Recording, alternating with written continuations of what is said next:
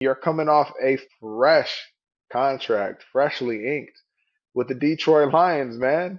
And so Yo, that topo is yo, actually made for you, man. appreciate it, Congratulations man. on Detroit. Appreciate it, man. We in the D with it, man. One pride. We here. Let's go. Let's go. I'm excited, man. Thank you, man. I appreciate that. I really appreciate that. Yeah, I know you were away doing like expensive trips and meditating in the Himalayas with the monks and stuff and vibing. But I'm glad you had enough time to see on the internet that your boy got a new deal. With the new squad. Very excited. I'm super excited about getting out there, man. And I've been watching BMF and stuff to get up on my Detroit lingo. That might have been in the '80s, '90s, but be all right. We'll make it work. You know what I'm saying? But yeah, man, like I was saying, super excited about Detroit, man. And the only thing I know that they say lingo wise that I got from the show is "What up, though." But that's some old stuff. I Hmm. know they rock. Hey, I know they rock the buffs though. Yeah, I got to get me a fresh pair of buffs to put on. right, right. Well, I'm curious, Deej. I know I was gallivanting through the continent of Asia during the free agency period and when you were ultimately picked up by the Lions, but um, we've talked on previous episodes about the free agency experience and what it's like Mm. and the ups and downs, and it's a really quick roller coaster. Can you give us some context of what happened in this last free agency period and what led up to you ultimately landing in Detroit with the Lions and leaving the Bengals, man, out of the jungle. So what Yeah. happened, man? Give us a breakdown of what happened. Man, it's crazy. I've touched on this on like other places, but not really had a chance to touch on it on my own platform. It was just kind of crazy. You get hurt with what 5 games left, and you think like, all right, like this is a place I want to be. It's a culture you help kind of build and things like that. And you're here, you're there, and you really want those things to happen. And they just don't. You hear from the coaches and stuff and your players. Obviously, I spent every single day there doing rehab up until free agency started. I mean, I think I talked to you, and I was just there rehabbing, grinding. And then it's kind of weird for nobody from upstairs to ever come down or say, "Hey, let's get this deal done. Let's do this. Let's do this." Like, let's just try and get it done before free agency because we know you're going to the end of your last year. We want you. We're here. You're here every day. You're showing you're committed to us. We want to show a commitment to you, and that just never happened.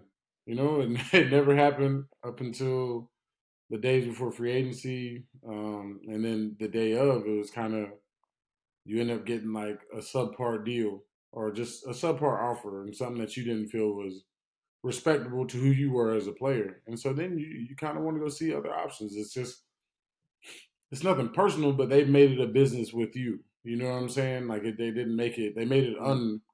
unpersonal with you. You felt like it was a family, and that's hard. Now you got to understand, but they made it that way with you as well. So obviously you got feelings. You're a person.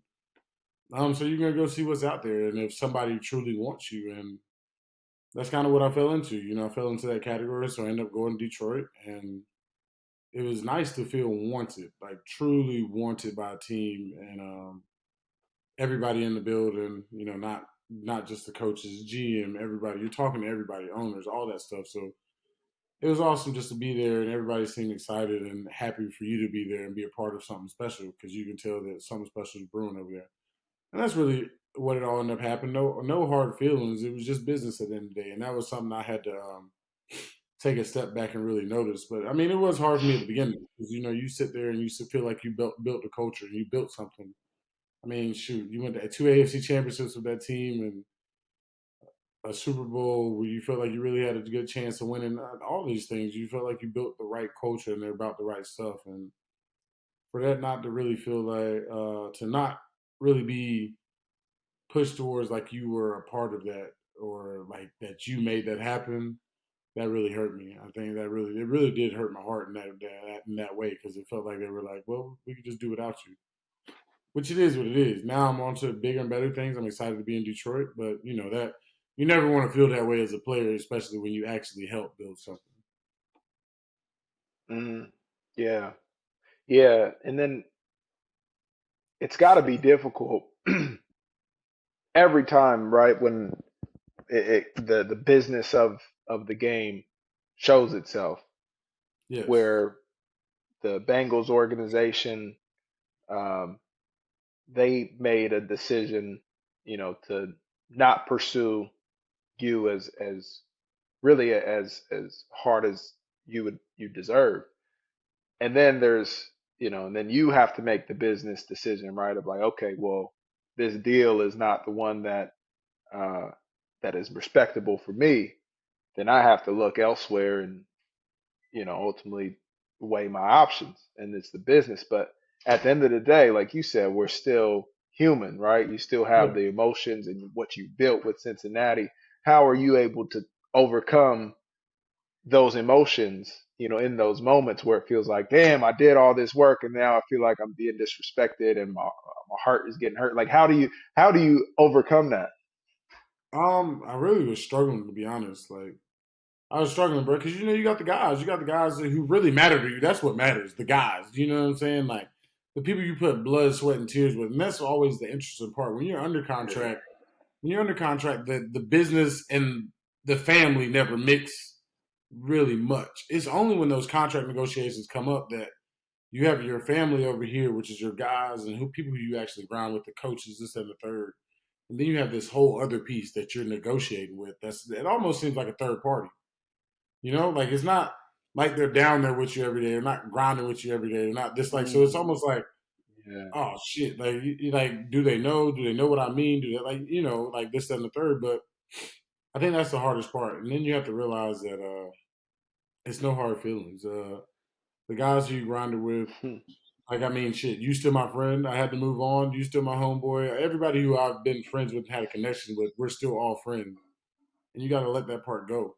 I think I had a mentor, one of my mentors, John, who me and him always talk. He's an old head, so he uses old head analogies all the time. I always got to pick up on him. We love that. Love a Hey, good OG, man. OG share OG, bro. He goes, hey man, with these organizations, he said, hey man, you can love them. He said you can hug them. He said, but you can't French kiss them. I'm like, what? I'm like, what do you mean? I'm like, what's he mean? Like you can't French? He's like, you know, you French kiss them, you can want to put a ring on. He said, well, if you French kissing them and telling them you love them, you want them to French kiss you back and tell them that they love you, put a ring on you. He said, well, they're not putting a ring on you. So it's only one person out there Mm, that seems to be in love. And like when he broke it down that mm, way, I laughed at it because I was like, it's just such an old head bar. But it was true, man. It's true. It is what it is. Like you can't tell a person I love you, I love you, I love you, and then never really fall in love with that person. Just how it goes. So mm. and Yeah.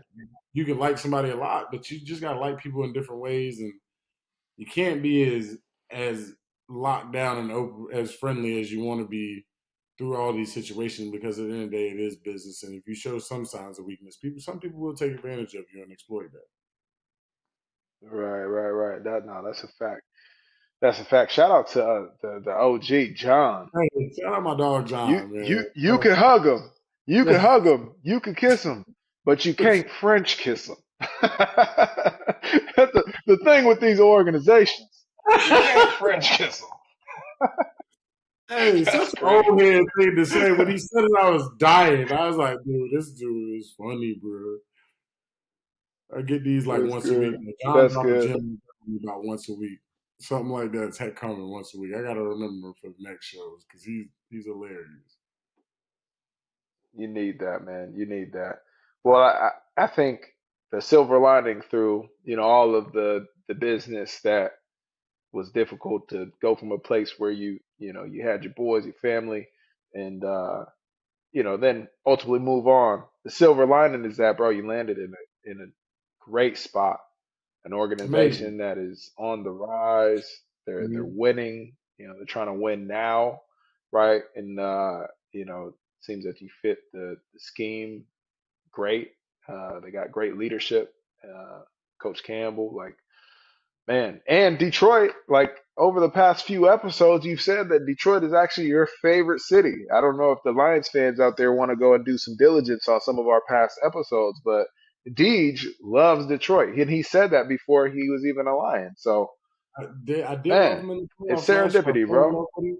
I think everybody in America who wasn't in the playoffs fell in love with the Lions. You might be the only person that didn't fall in love with the Lions, but that's because you're from the West Coast. You just hold out. Easy. You like to go against the grain sometimes. You're like, nah, man, nah, nah. But now you got no choice because your boy's out there. So now we're even bringing you on the bandwagon. We're bringing everybody, everybody. That I mean, that's a fact. You're out there.